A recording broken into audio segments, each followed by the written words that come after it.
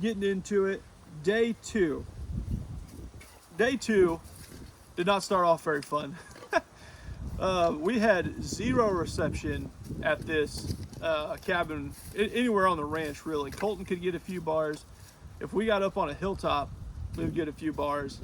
But I am a real estate agent, and I had a listing close while I was in New Mexico, and I had to get it updated on MLS. This is all boring stuff, nothing to do with elk hunting, but long story short, I had to go to town that morning to get some self-service, to take care of some work. So did Josh that was there. The other Josh was actually working the whole time. So that morning, begrudgingly, we didn't go hunting. We actually went and took care of stuff in town. We got ice for that bull, did some other stuff with the boar, scored the bull, which we came up with a 382, doing our best at camp. So it might be a little off, but I think that's really close to where that bull scored. One more picture just for fun, because that was just such an incredible bull. I mean, the whole time I'm still blown away at that bull. I mean, it's a bull of a lifetime for most people. So that was the morning of day one. Those guys got back around 2 or 3 o'clock, and I was like, man, I really want Jonathan to go hunting with me. You know, worst case scenario, he's going to help me keep still, but I love hunting with him. So he's one of my favorite people. So we go in the evening hunt, and we kind of talk around, and we have a feeder on the other side of the ranch that we wanted to try out. So we go up there, get set up in some trees kind of close to the feeder. Pretty quickly we decide, man, that was not where the wind changed up there several times, and we kind of felt it hitting the back of our neck, and we were like, man, we really need to make a move. So about halfway through our set, we moved to the other side to get a little better wind. And then it was a pretty slow night, much like the night before, until right before dark. I'm just kind of looking off. We've been messing around with some cow calls, some stuff like that. And then I tell John the bull, and I can just see over the horizon, because we're kind of on the top of a mountain, so it had a little slope. I can see some antlers. And I was like, is that a mule deer? I can't really tell, because it was just the tops of this elk's antlers. And then finally he comes over, and it was a beautiful 7x7. If either of us had a bull tag, we would have taken that bull. He gave us a beautiful broadside shot, but at 60 yards. But anyways, ended up being a bachelor group, but it was an incredible sit.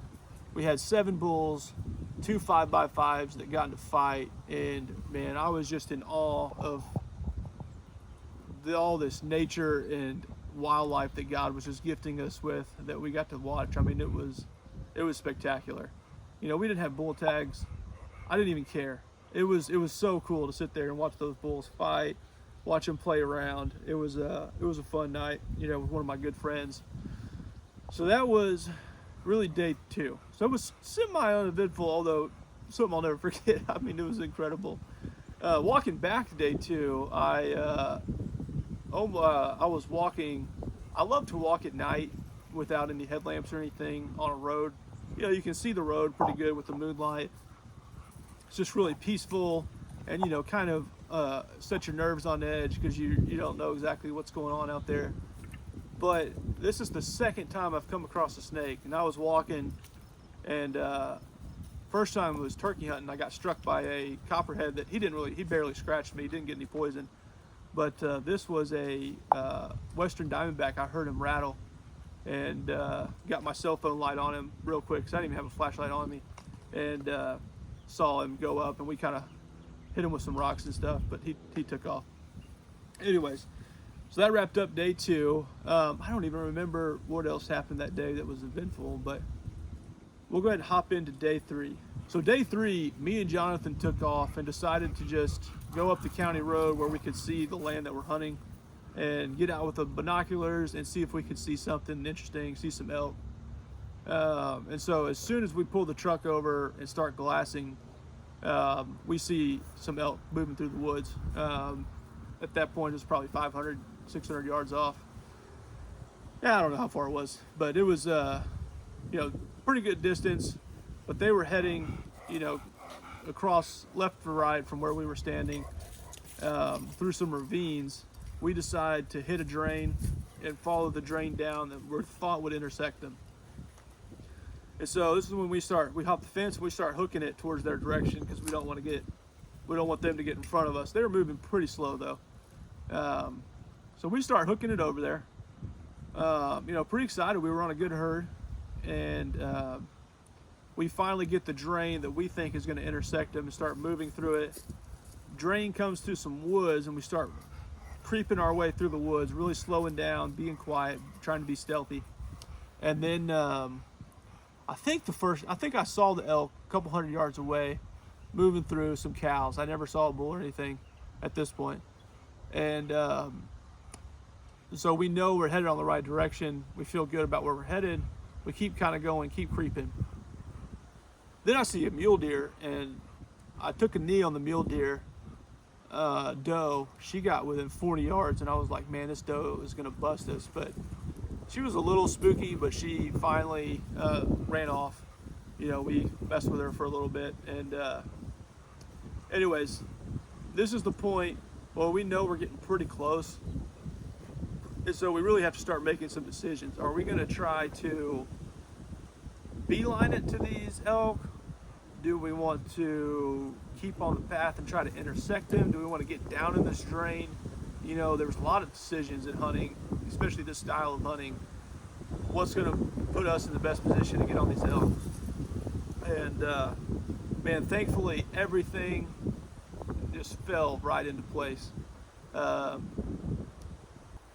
thankfully everything just fell right into place for us. We decided we're going to stay up on the ridge kind of high, on the drain, and follow it down where we think it's going to intersect. And we get to a point, and we can kind of see him creeping, the elk coming through the woods. We got to a point in that drain where we were like, all right, we need to set up, and we need to set up quick. And then we set up, man, it was the most comfortable, solid shooting spot I've ever set up like that. I mean, my feet were going down from me. I had a great place to draw. It was really solid. Jonathan is set up a little bit behind me, a little bit out of whisper earshot. I was hearing what he was saying, but it was tough. But we get set up, and then lo and behold, we can see down the drain, elk start filtering through. We see a couple cows come across, and pretty quickly we were like, oh, this is a pretty good herd. And a couple cows come through. You'll see the video, and then steps out a giant. I mean, a really good bull. I named him Leonidas. The bull Colton shot, Luke named him Leon, and so I named this guy Leonidas. Trying to keep with the Leon stuff, but man, we got to watch this bull and these cows for about 15-20 minutes. It was so much fun. He was bugling his head off, screaming. He was hot on this cow. There's gonna be some video here, but finally this bull helped us work these cows towards us, and everything just worked out perfectly, man. They worked down towards us. The bull keeps pushing them, and then as soon as they got into range, if I would have waited, there may have been an opportunity at like even 40 yards, but I was like, I'm not going to miss my shot here. I missed it on the first day. As soon as I get a shot that I feel comfortable with, I'm going to take it. And so Jonathan was kind of calling out some spots. He was with the rangefinder. I never even had to pull out my rangefinder. Jonathan was doing an awesome job. He was awesome to be there. But they came out of a tree, and I heard him say 55 on this cow. And I was like, that's it, let's do this. And we're not going to hesitate this time. We lose this cow. Although those elk never knew we were in the same county, man. They were oblivious to us being there. But I draw back. Moses, no, don't be hunting that chicken. So this elk comes out. She's 55 yards away. I heard him say 55. I'm like, okay, I'm drawing. I draw back, and then I see there's a cow or a calf right behind her. Now at the time, I didn't realize it was her calf, but I felt a little bad that I orphaned this mom. But this calf is right behind her. Don't want to take that shot because it could have taken out both of them. A good double lung shot will fly through the bull or through the cow. So I'm sitting on a hold, and I will say, man, this bow setup, I've got this back bar. It's really nice. I was sitting like this. I could just rest this here and hold here. And so that kept my weight and kept it steady. I wasn't holding it up. And so I held like this for, it wasn't super long. It was maybe 30 seconds, so not a big deal, but I really like the back stabilizer for that. 55, split my 50 and 60 pin, felt good. Relaxed my front hand and let it go. I let it go, and I saw it hit instantly and saw red instantly. I was a little disappointed because I was probably, that far off from my shot. I was shooting a double lung, but the arrow went the exact best direction it could have, which was top of the heart from where I was shooting. So she only went about 50 yards, maybe less. We had instant blood pouring out of her. You can see it in the video if you really look close. But yeah, I was still a little uneasy because I want to see the cow down before I really get excited. And I want to know that I did everything perfect. I'm real strict hard on myself about the whole hunting process. But Jonathan says that's a dead cow. And I felt good he said that's a hard shot. And I was like, that confirmed what I thought in my head. So felt great, man. We were just up there. We got to wait a little bit. It was maybe 30 seconds after we shot.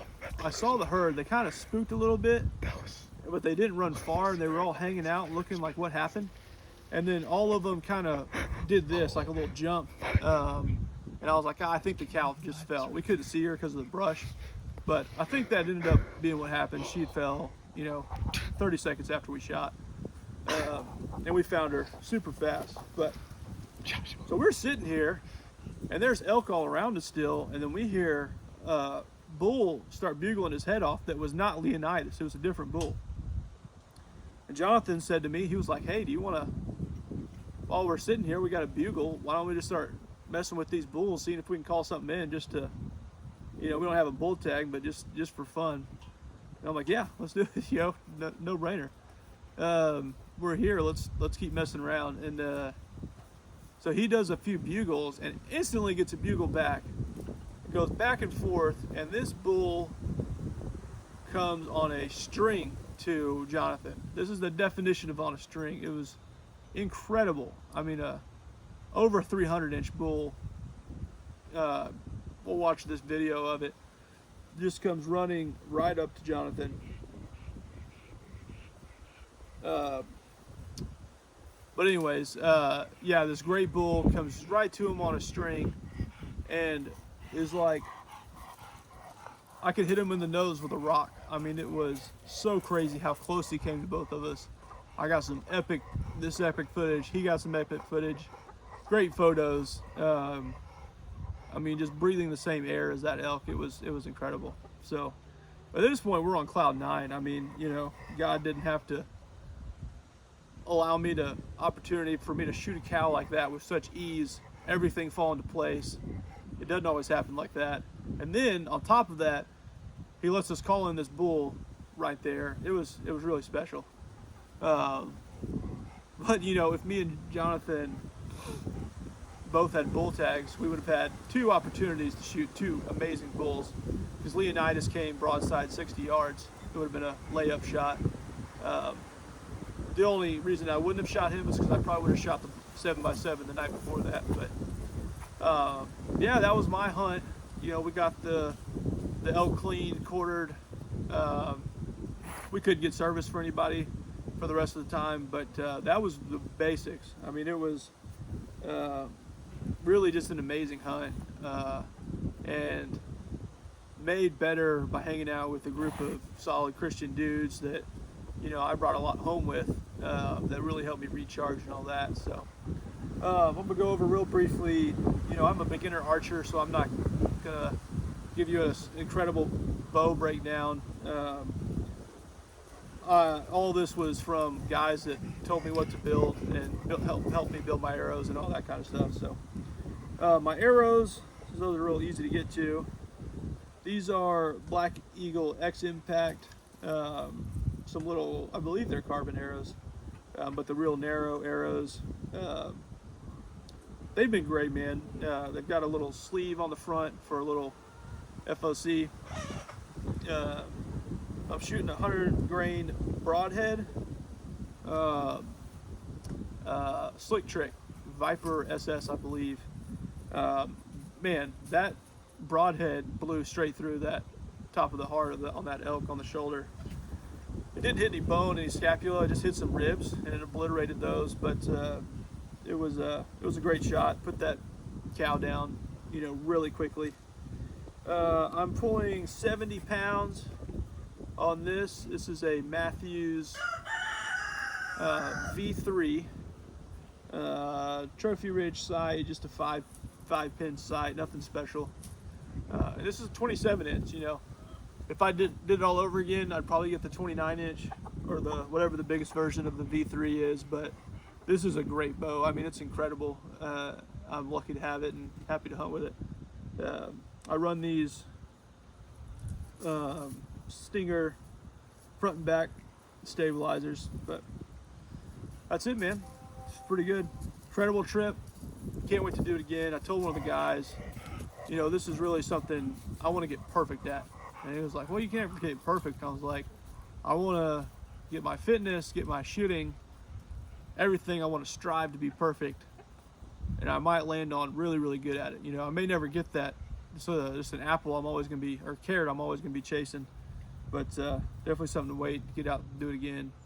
Hoping to get some better content this time to where we can get some more footage of our camp and everything. But, you know, we weren't really thinking about filming going out there. So hopefully we'll get on the next one. But yeah, thanks if you stuck with the whole story. I appreciate it. And hope y'all got something out of it. Thanks.